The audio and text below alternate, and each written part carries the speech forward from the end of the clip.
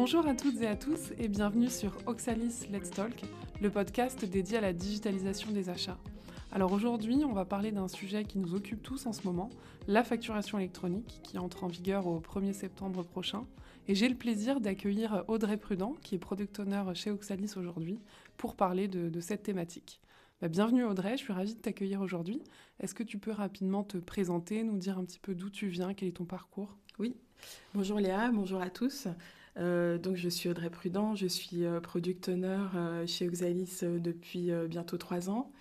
J'ai avant été responsable approvisionnement dans les tissus et les cuirs d'ameublement et puis dans les mannequins de vitrine, donc ça pendant 20 ans. Et puis après, je me suis redirigée vers les achats où j'ai travaillé chez Altaris, qui est un cabinet de conseil en SIachat pendant 8 ans. Donc là où j'ai conseillé les entreprises à choisir les solutions achats appropriées à leurs besoins. Et puis j'ai rejoint ensuite Oxalis comme Product Owner. Parfait, merci Audrey. Donc tu as effectivement la double expertise à pro, achat, même la triple et conseil en SI achat. Donc c'est Tout à fait. Effectivement intéressant de t'avoir parmi nous pour parler de notre thème du jour. Alors Audrey, est-ce que tu peux nous dire pourquoi cette réforme a été mise en place ? Est-ce que tu peux nous en dire un peu plus ? Oui, alors cette réforme a été mise en place pour lutter contre la fraude à la TVA. Parce qu'il faut savoir qu'en France, la fraude à la TVA est estimée entre 6 à 10 milliards d'euros. Donc en fait, l'État veut vraiment pouvoir voir les transactions qui passent pour lutter contre cette fraude à la TVA.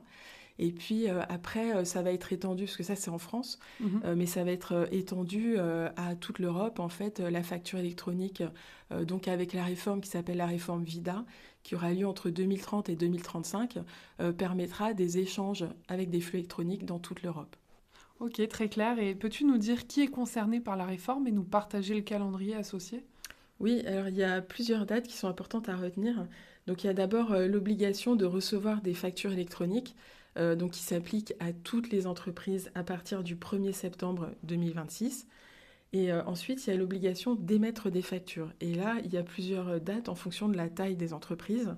Donc le 1er septembre 2026, c'est toutes les grandes entreprises, donc de plus de 5000 salariés, et les entreprises de taille intermédiaire, entre 250 et 5000 salariés, qui sont concernées.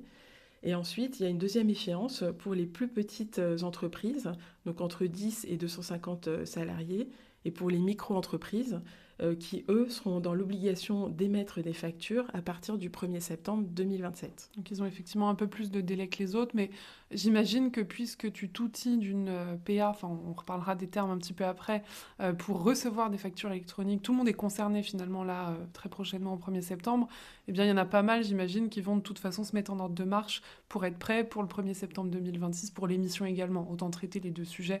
Enfin j'imagine qu'il y a pas mal d'entreprises qui ne vont pas attendre 2027 pour s'outiller, s'équiper et être prêts. Oui, c'est vrai qu'à partir du moment où on choisit une plateforme agréée pour recevoir des factures, on peut profiter du projet pour aussi pouvoir émettre des factures. Et de toute façon, le 1er septembre 2027, c'est vrai que si on est prêt avant, on peut échanger des factures avant cette date. Tout à fait. Bon, merci Audrey pour ces informations. Je vais maintenant te demander de nous partager, alors la réforme peut être complexe à appréhender pour certaines personnes, il y a pas mal d'acronymes, de termes. Est-ce que tu peux nous donner quelques définitions justement des principaux termes autour de la réforme qui ont pas mal évolué en plus ces derniers mois, ces dernières années ? C'est ça. Donc il y a des termes qui sont très importants à comprendre et à connaître. Donc le premier, c'est le concentrateur de données. C'est au départ, quand on parlait de la réforme, on parlait du portail public de facturation. Maintenant, on parle du concentrateur de données. On utilise l'acronyme CDD. Et donc, ce concentrateur, il sert à centraliser les données des facturations et de e-reporting à destination de l'administration fiscale. Il sert aussi à administrer l'annuaire des assujettis. Ça veut dire que ça, c'est l'enregistrement de toutes les adresses électroniques des différentes entreprises qui vont échanger des factures électroniques. Donc elles doivent s'inscrire dans un annuaire sur le concentrateur de données. Et puis il y a la DGFiP qui va être destinataire des flux et des cycles de vie des statuts, puisqu'à chaque fois qu'on va échanger des factures, il y aura un cycle de vie de la facture. Et donc c'est la DGFiP qui va enregistrer tous ces statuts. Donc ça, c'est le premier terme à connaître. Le deuxième terme à connaître, c'est plateforme agréée. Donc on utilise l'acronyme PA. Donc c'est une entreprise qui a été immatriculée par l'État et qui est la seule habilitée à émettre et recevoir des factures B2B domestiques et à transmettre les données de e-reporting pour le compte des entreprises qui l'utilisent. Très clair. Et cette PA, finalement, qu'est-ce qu'elle doit faire? Quel est son rôle? Alors, elle doit effectuer les contrôles réglementaires. Elle doit extraire les données de facturation, donc à transmettre au concentrateur de données. Elle doit aussi tenir une traçabilité des échanges. Elle doit fournir une représentation lisible des factures, puisqu'en fait, elle échange des données structurées. Et elle doit aussi transmettre les statuts du cycle de vie de la facture. Après, le troisième terme à connaître, c'est les solutions compatibles. Donc, on utilise l'acronyme SC. C'est une solution en amont de l'émission ou en aval de la réception des plateformes agréées. Donc, en fait, Oxalis est solution compatible. Exactement. Donc, nous, par contre, on doit faire appel à une plateforme agréée pour transmettre et recevoir des factures, puisqu'on ne peut pas échanger des factures en direct. Donc, on est obligé de passer par une plateforme agréée. Et finalement, on a évoqué 2 autres termes. Tu as parlé de e-reporting, de e-invoicing un peu plus tôt. On entend beaucoup ces termes et ça vaudrait le coup que tu nous clarifies, que tu les définisses également. Oui. Alors, le e-invoicing, c'est une facture émise, transmise et reçue sous forme dématérialisée. Donc, elle doit contenir des données structurées. Et en fait, c'est une facture qui porte sur les achats, les ventes de biens ou de prestations de services réalisées par les entreprises, qui sont, en fait, c'est des opérations qui sont réalisées sur le sol français. L'e-reporting, c'est en fait un complément du e-invoicing. C'est pour des opérations B2B internationales à la vente et à l'achat, pour des opérations de vente en B2C et pour des encaissements reçus pour les ventes de services pour les entreprises qui n'ont pas opté pour la déclaration de TVA sur les débits.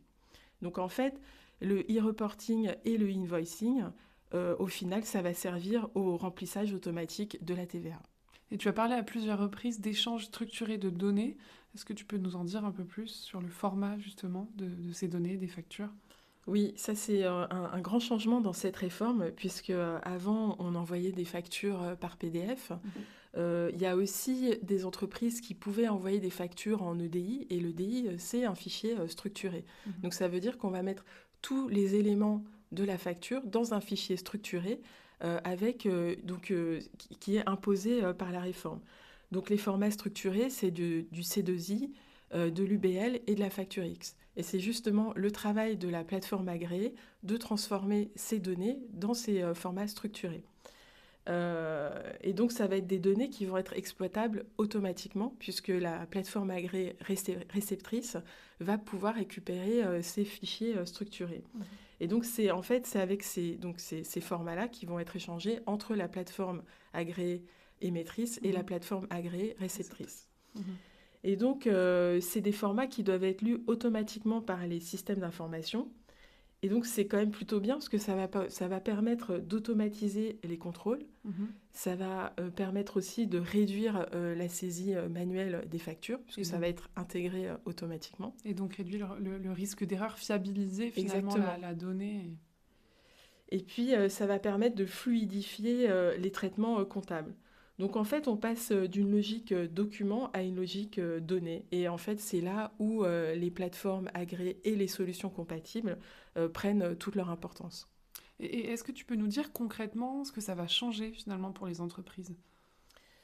Ça va changer, en fait, ça va être vraiment comme une évolution des processus procure-to-pay, puisque les entreprises, elles vont devoir déjà anticiper, voir la conformité réglementaire.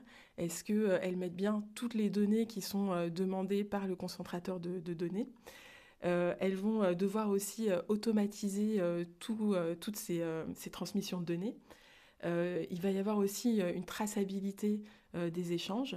Et puis, elles vont être obligées d'intégrer directement ces fichiers avec leurs ERP et leurs plateformes. Donc, en fait, demain, les factures, elles devront circuler via des plateformes dédiées avec des données structurées et exploitables automatiquement. Et ça va permettre finalement, c'est ce que tu disais, il y a pas mal de bénéfices. On va améliorer la transparence fiscale, accélérer la digitalisation des échanges entre les entreprises. Et ça va impacter, j'imagine, plusieurs services, plusieurs directions au sein de l'entreprise. C'est ça. Donc ça va impacter la comptabilité fournisseur, Mhm. la facturation client, mais aussi les achats Mhm. et puis toutes les personnes aussi qui travaillent sur les ERP. Donc en fait, il y a déjà des entreprises qui ont déjà digitalisé certains éléments, mais elles devront quand même adapter leur format, puisque là, les formats sont vraiment donnés par la réforme et il faut respecter ces formats. Et elles vont pouvoir aussi, elles vont devoir adapter les échanges et les plateformes qu'elles utilisent. Et finalement, c'est ce qu'on constate aujourd'hui, hein. On a pas mal d'entreprises qui sont déjà outillées, comme tu le dis, sur des processus procure-to-pay. Là, c'est une brique supplémentaire qu'on vient rajouter. C'est ça. On vient finalement se connecter, l'outil procurement se connecte à la plateforme agréée. Là, je parle principalement des factures entrantes, mais c'est le cas aussi pour les factures sortantes.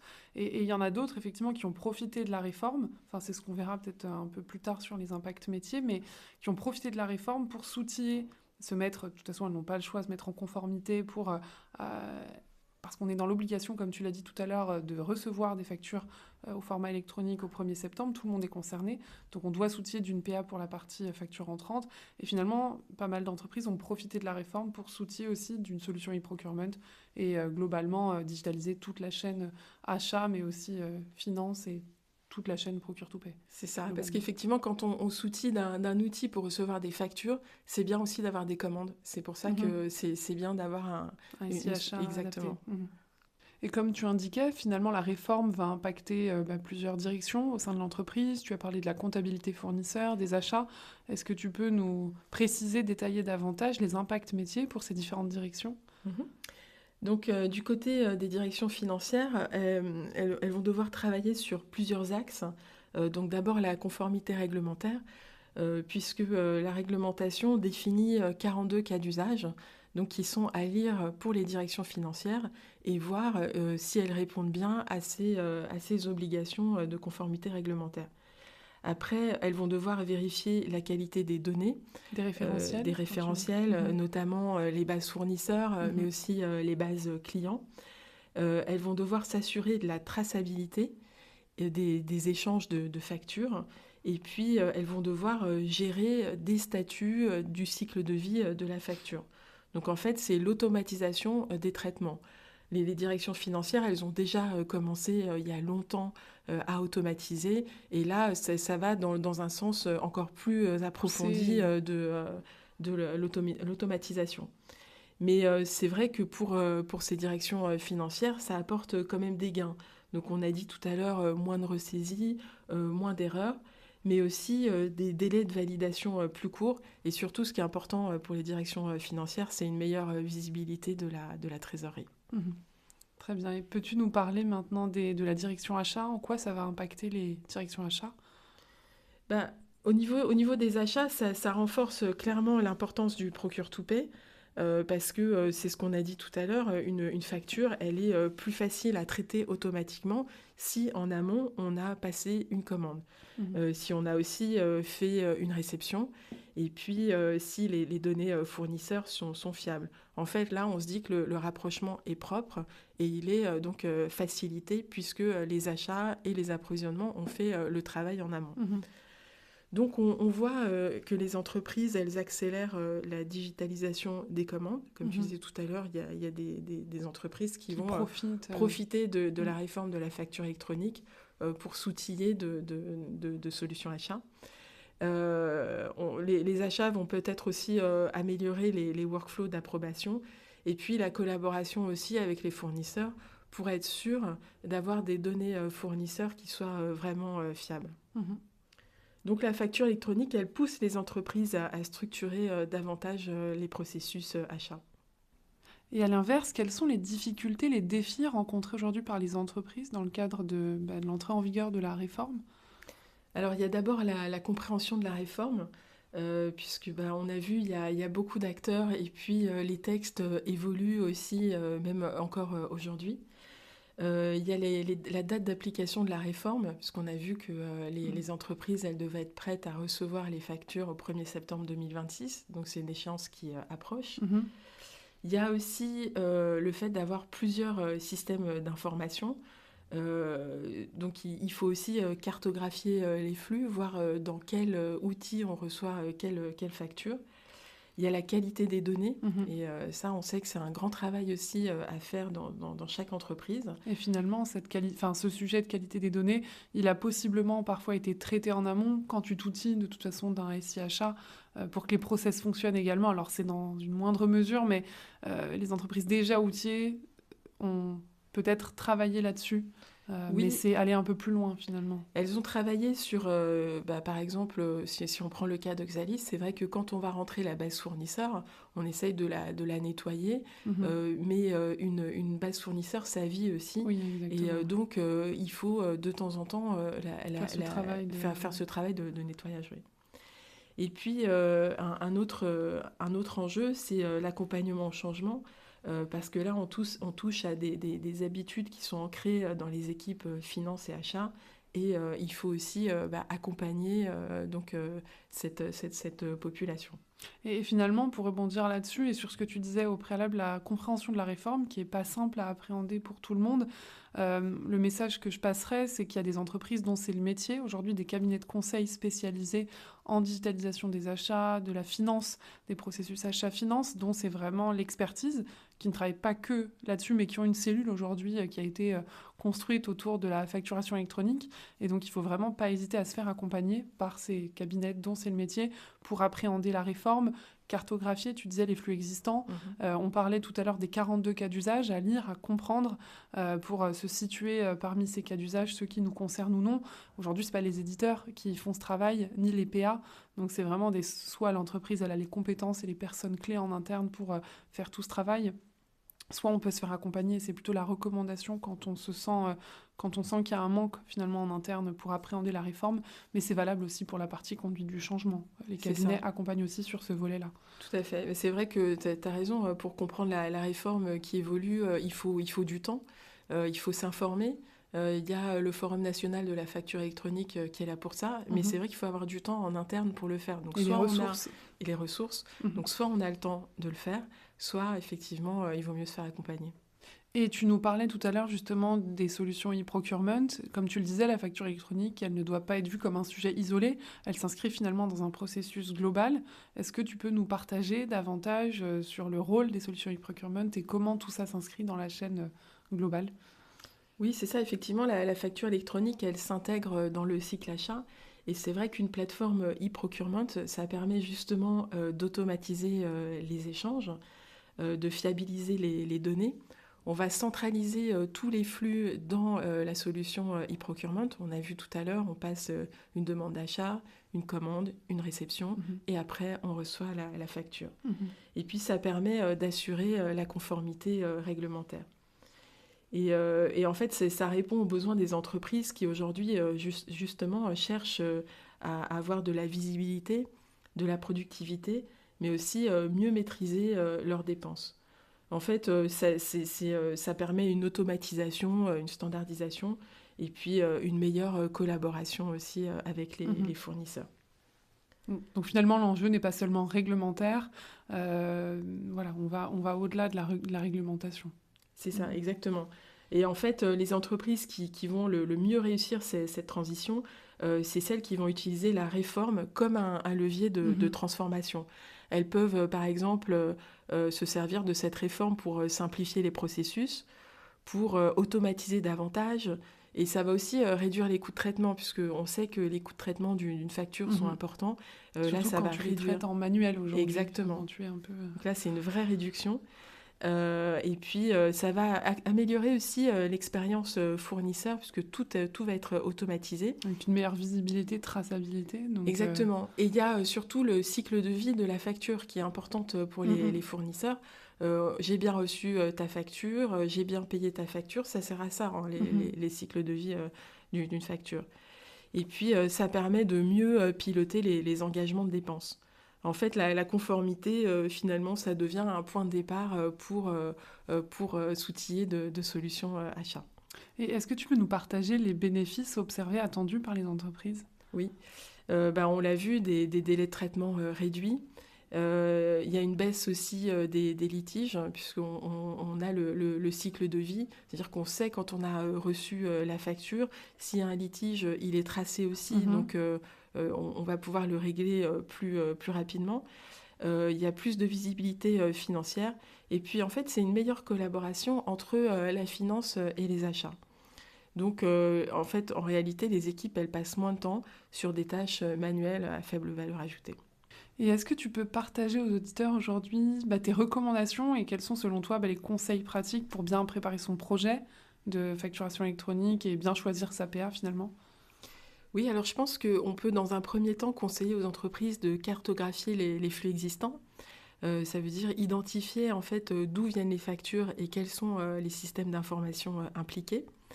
Ils peuvent aussi étudier les cas d'usage. On a vu tout à l'heure qu'il y a 42 cas d'usage. Quels sont les cas d'usage qui sont dans mon entreprise? On peut nettoyer aussi les bases de données, donc les bases de données clients ou fournisseurs. Là, il y a des entreprises qui existent, qui proposent des nettoyages automatisés. Ça, c'est vrai que c'est un vrai gain de temps. Et puis, il faut aussi anticiper le projet avec, quand on a choisi sa plateforme agréée, anticiper les tests et l'accompagnement au changement. Donc, faire son planning. Ouais, dont on parlait tout à l'heure, et comme on le disait, toute cette partie conduite du changement, il y a des entreprises également dont c'est le métier de proposer ce type de service vis-à-vis des sociétés. Et donc finalement, quels sont selon toi les critères clés les plus importants pour bien choisir sa PA? Donc là, je pense que le premier, c'est la conformité réglementaire. Est-ce que la plateforme agréée couvre bien tous les cas d'usage de mon entreprise? Il y a aussi la couverture internationale, puisqu'on a vu que là, aujourd'hui, la réforme, elle concerne la France, mais à 2030-2035, ça concernera aussi l'Europe. Donc est-ce que cette plateforme agréée couvre bien les pays dont j'ai des filiales dans ces pays? La capacité aussi d'intégration avec mes systèmes d'information. Et puis après, un petit peu comme tous les outils, il faut voir si c'est simple à utiliser, s'il y a un bon accompagnement projet et s'il y a un support aussi qui est proposé et quel type de support est proposé par cette plateforme agréée. Très clair. Merci Audrey. Et pour conclure sur l'épisode, quels seraient selon toi les messages? Qu'est-ce que tu veux qu'on retienne finalement de notre épisode du jour, les messages clés que tu voudrais faire passer? Alors, je dirais que la facture électronique, c'est une obligation réglementaire, mais c'est aussi l'occasion d'automatiser les processus finance et achat et de gagner en performance opérationnelle. Donc les entreprises qui se préparent maintenant, elles pourront justement gagner en efficacité, en visibilité, en conformité et enfin en performance opérationnelle. Parfait. Merci Audrey, j'étais ravie de te recevoir aujourd'hui. Merci pour ton intervention et pour ton expertise. Merci à toi. Merci à tous pour votre écoute. Si l'épisode vous a plu, n'hésitez pas à vous abonner pour ne rien manquer de nos actualités. Et n'hésitez pas également à laisser un like, un commentaire ou à le partager autour de vous. Et je vous dis à très vite pour un nouvel épisode.